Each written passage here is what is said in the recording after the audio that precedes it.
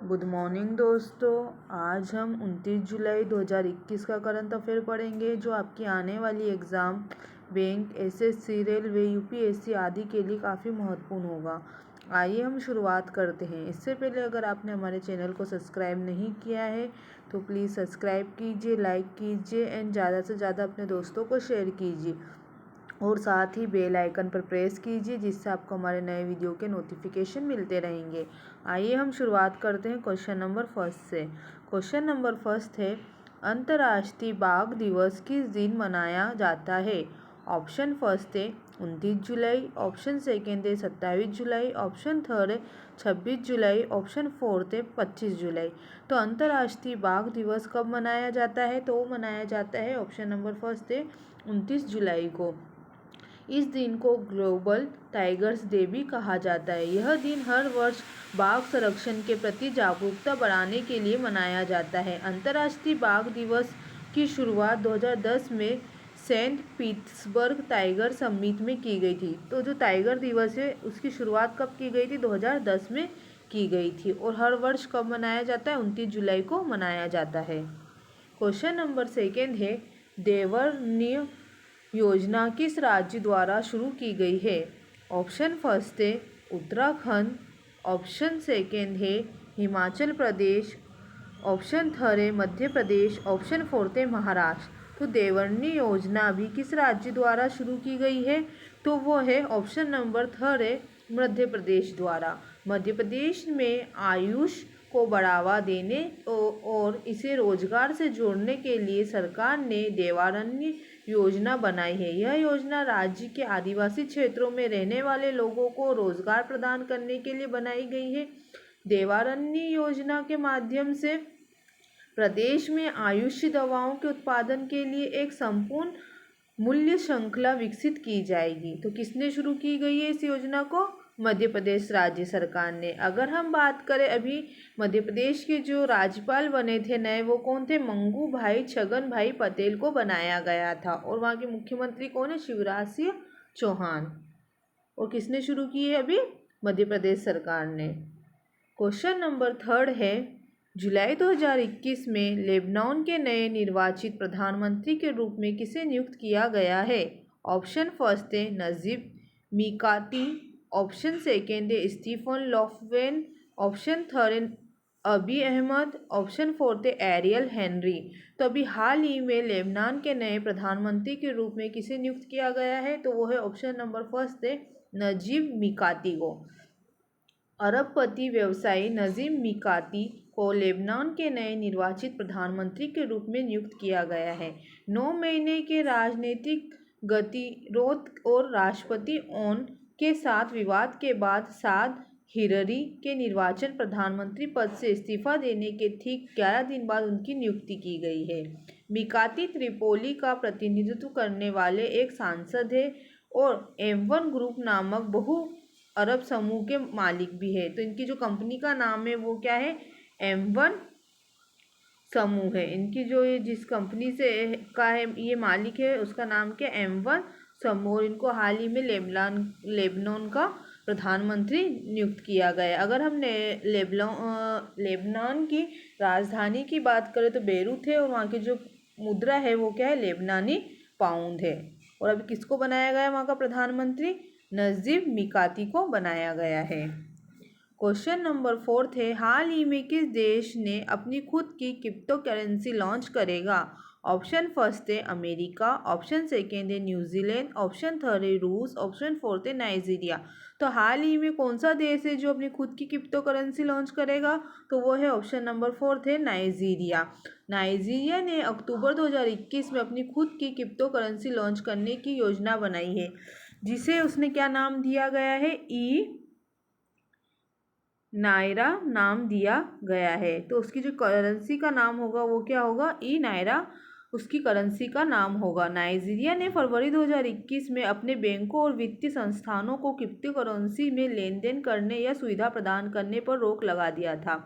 नायरा एक वॉलेट के रूप में कार्य करेगा जिसका विरुद्ध ग्राहक अपने बैंक खातों के मौजूदा फंड रख सकते हैं। तो हाल ही में किस देश ने अपनी खुद की क्रिप्टो करेंसी लॉन्च की है? तो वो है नाइजीरिया और उसका नाम क्या है? नायरा। क्वेश्चन नंबर 5 है, किसे तत्काल प्रभाव से दिल्ली का पुलिस आयुक्त नियुक्त किया गया है? ऑप्शन फर्स्ट है रंजीत सिन्हा, ऑप्शन सेकेंड है राकेश अस्थाना, ऑप्शन थर्ड है सतीश अग्निहोत्री, ऑप्शन फोर्थ है शंभुनाथ श्रीवास्तव। तो अभी हाल ही में किसको दिल्ली का पुलिस आयुक्त नियुक्त किया गया है? तो वो है ऑप्शन नंबर सेकेंड है राकेश अस्थाना को। राकेश अस्थाना 1984 गुजरात कैलेंडर के आईपीएस अधिकारी को तत्काल प्रभाव से दिल्ली पुलिस आयुक्त नियुक्त किया गया है। वे 31 जुलाई को सेवानिवृत्त होने वाले थे। वह सीमा सुरक्षा बल के महानिर्देशक के रूप में कार्यरत थे। तो इससे पहले वो क्या थे? सीमा सुरक्षा बल के महानिर्देशक थे। यह कुछ गिने चुने उदाहरणों में से एक है। और आईपीएस अधिकारी को दिल्ली पुलिस आयुक्त का क्या करा गया है? मतलब राकेश अस्थाना है, उनको क्या नियुक्त किया गया है? अभी दिल्ली का पुलिस आयुक्त नियुक्त किया गया। अस्थाना ने पहले केंद्रीय अन्वेषण ब्यूरो के विशेष निदेशक के पद पर भी कार्य किया था। तो अभी क्या बनाया गया? इनको दिल्ली का पुलिस आयुक्त नियुक्त किया गया है। क्वेश्चन नंबर 6 है, अंतर्राष्ट्रीय मुद्रा कोष IMF के अनुसार वित्तीय वर्ष 2021-22 फाइनेंशियल ईयर 2022 में भारत की आर्थिक वृद्धि दर क्या होगी? ऑप्शन फर्स्ट है 8.5, ऑप्शन सेकेंड है 9.0%, ऑप्शन थर्ड है 9.5%, ऑप्शन फोर्थ है 10%। तो अभी हाल ही में IMF द्वारा वित्तीय वर्ष 2021-22 के लिए आर्थिक वृद्धि दर कितनी होगी? तो वो होगी ऑप्शन नंबर थर्ड है 9.5% रहेगी। अंतर्राष्ट्रीय मुद्रा कोष ने वित्तीय वर्ष 2021-22 के लिए भारत के विकास अनुमान को 12.5% से घटाकर कितना कर दिया? 9.5% कर दिया है। मतलब पहले कितना था? 12.5 था। 12.5 से उन्होंने कितना कर दिया है? घटाकर 9.5 कर दिया है। चालू वित्तीय वर्ष के लिए भारत ने IMF द्वारा किए गए विकास अनुमानों में सबसे बड़ी गिरावट देखी है। तो अभी कितनी कर दी गई है? इसको 9.5% कर दी है 12.5 से घटाकर।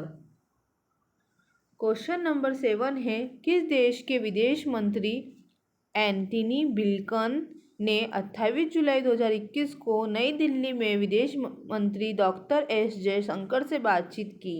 ऑप्शन फर्स्ट है कनाडा, ऑप्शन सेकेंड है सिंगापुर, ऑप्शन थर्ड है इंडोनेशिया, ऑप्शन फोर्थ है अमेरिका। तो जो विदेश मंत्री है एंटनी ब्लिंकन, वो कहाँ के हैं? वो है ऑप्शन नंबर फोर्थ है अमेरिका। अमेरिकी विदेश मंत्री एंटनी ब्लिंकन ने 28 जुलाई 2021 को नई दिल्ली में विदेश मंत्री डॉक्टर एस जयशंकर के साथ बातचीत की।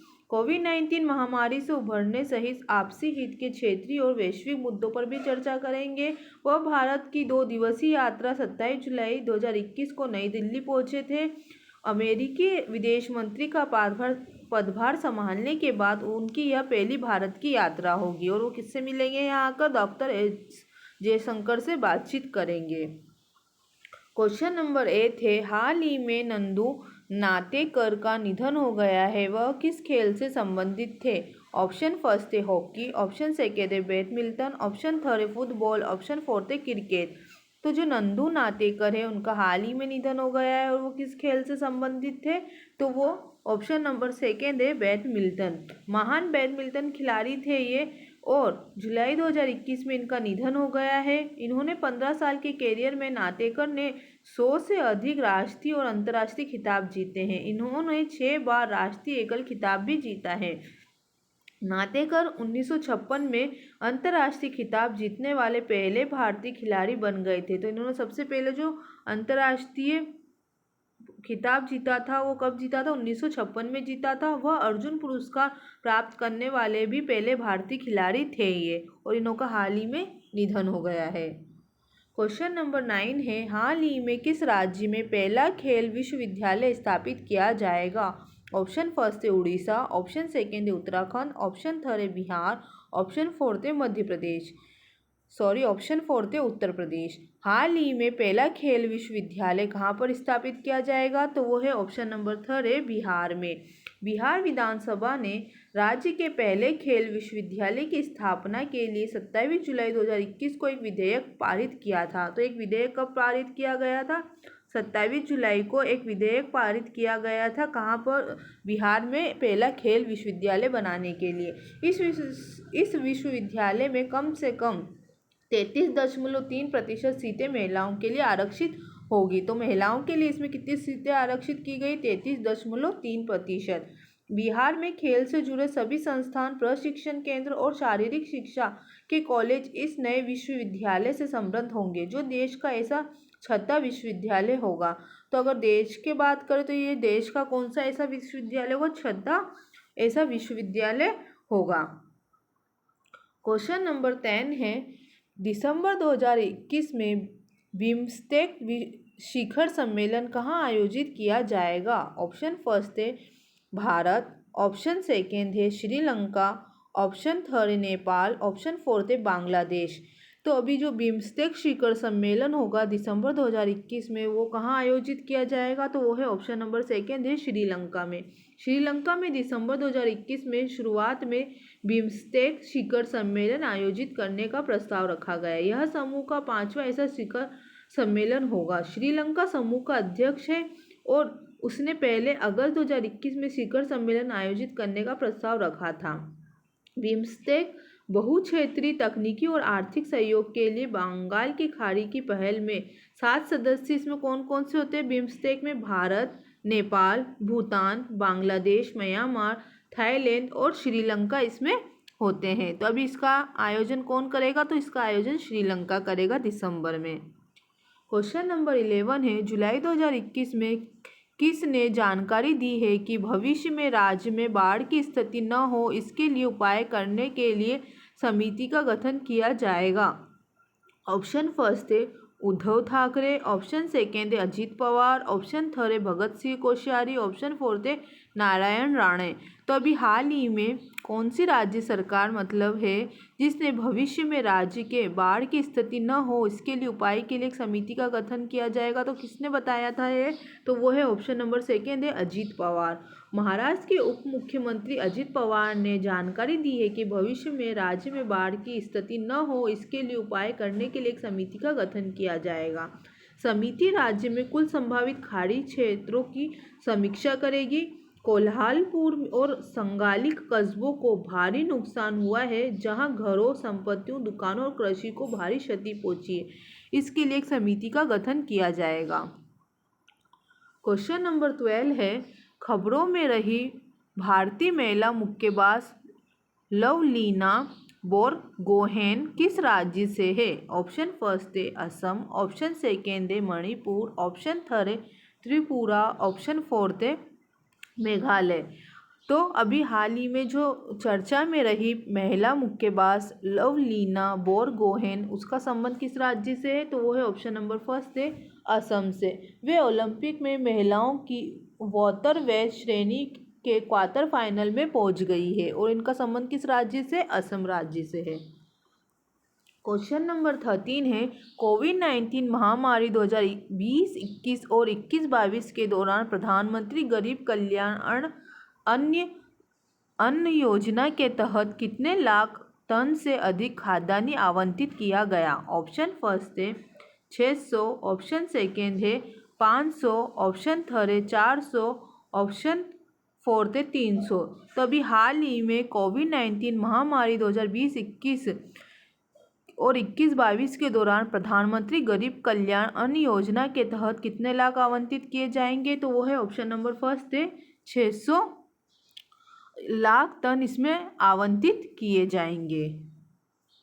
क्वेश्चन नंबर 14 है, जुलाई 2021 में कौन ओलंपिक महिला सर्फ चैंपियन बनी? ऑप्शन फर्स्ट है मोली पिकलूम, ऑप्शन सेकेंड है कैरिसा मूर, ऑप्शन थर्ड है मेरी मोआना टोजा, ऑप्शन फोर्थ है पीगे हरेब। तो हाल ही में अभी कौन सी ओलंपिक महिला सर्फ चैंपियन बनी है? तो वो है ऑप्शन नंबर सेकेंड है कैरिसा मूर। अमेरिका की कैरिसा मूर महिला उर्फ चैंपियन बनी है। इन्होंने दक्षिण अफ्रीका की बियांका बुइटेन-डाग को हराया है और वह ओलंपिक में अपने खेल में स्वर्ण पदक जीतने वाली पहली महिला बन गई है। पुरुषों की सर्फिंग में ब्राजील के एटालो फेरेरा ने जापान के कानोआ इगा रशी को हराकर स्वर्ण पदक जीता है। तो महिलाओं की सर्फ चैंपियन कौन बनी है? कैरिसा मूर बनी है। क्वेश्चन नंबर 15 है, हाल ही में ओवर ईट नामक पुस्तक किसने लिखी है? ऑप्शन फर्स्ट है कौशिक बसु, ऑप्शन सेकेंड है जेके रॉलिंग, ऑप्शन थर्ड है लोलो जॉन्स, ऑप्शन फोर्थ है रस्किन बॉन्ड। तो अभी जो ओवर ईट नामक नई पुस्तक लॉन्च हुई है उसके लेखक कौन है? तो वो है ऑप्शन नंबर थर्ड है लोलो जॉन्स इसके लेखक है और यही पुस्तक उन्होंने अभी जारी की है। अगर आपको हमारा ये वीडियो पसंद आया है तो प्लीज़ हमारे चैनल को सब्सक्राइब कीजिए, लाइक कीजिए, ज़्यादा से ज़्यादा अपने दोस्तों को शेयर कीजिए और साथ ही आप हमें कमेंट करके भी बता सकते हैं कि आपको हमारा वीडियो कैसा लगा है। और अगर आपको हमारा इस वीडियो का PDF चाहिए तो हमारे डिस्क्रिप्शन बॉक्स में लगे लिंक से इसे डाउनलोड कर सकते हैं। Thank you.